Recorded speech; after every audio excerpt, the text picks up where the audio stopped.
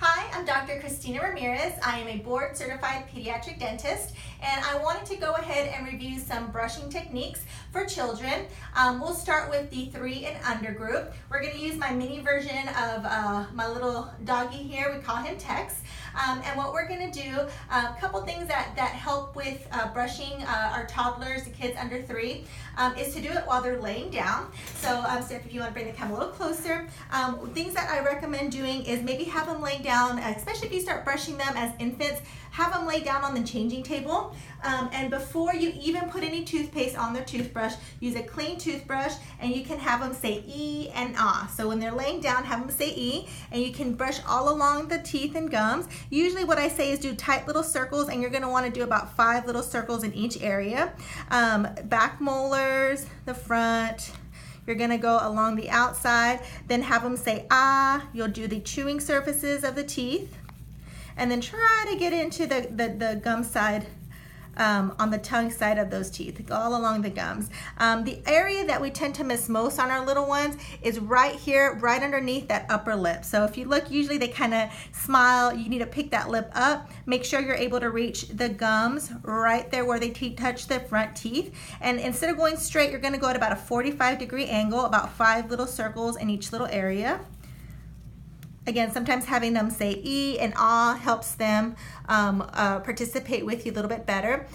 For the under 3, do your best. Spend at least 20-30 seconds in there, which is a long time for get a toddler to do what you want them to do. After you brush, after about age 1, you can start using a little bit of fluoride toothpaste.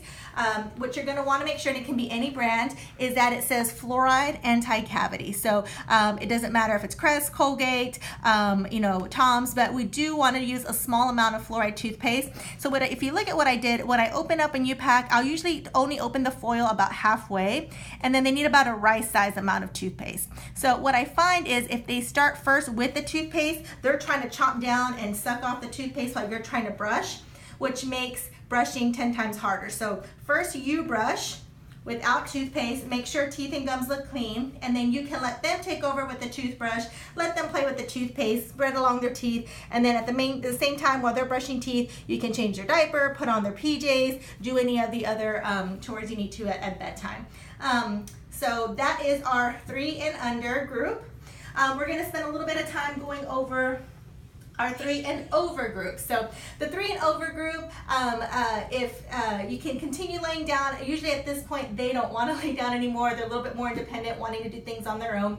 So same thing though, you're going to want to make sure when you're brushing with them that you're hitting those key areas. You're going to want to make sure that you're hitting right where the teeth and gums meet. Older kids tend to kind of do this, kind of chomp on there, but they do tend to still miss those gums. So you're going to want to do 5 little circles in each little area. If you can see, if it looks like their teeth are wearing fuzzy sweaters, or you can see kind of any kind of buildup on there, you're going to want to brush with them. Older kids can use more toothpaste, but you really just want to make sure everything looks clean there. After 3, you do want to try to start incorporating flossing. There's little floss sticks you can use. I'm trained on the old floss, so either way, the technique that seems to work because kids don't feel like it hurts their gums is to go back and forth like a seesaw motion. So what you'll do is you'll go back and forth, and then you'll feel that floss gonna cut through where the teeth are rubbing. Then you rub up and down along each tooth and gum, and then you pull it back up. So if you're trying to go too hard down, they'll say, "Ow, that hurts my gum," or whatever, and watch for their cheeks. But really the key is to go back and forth. Sorry, let me get one that's a little easier. Back and forth.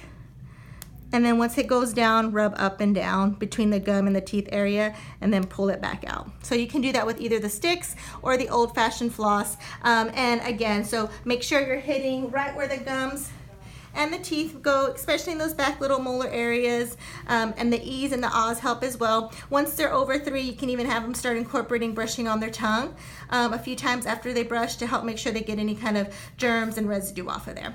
So that is our brushing 101 with both our under 3 and over 3 kiddos. Remember, it is important for a parent to help at least supervise and double check after brushing till kids are about 7. or until they can tie their own shoelaces. So if you have any questions, please shoot me an email. My email is crr.dds@gmail.com. Thank you.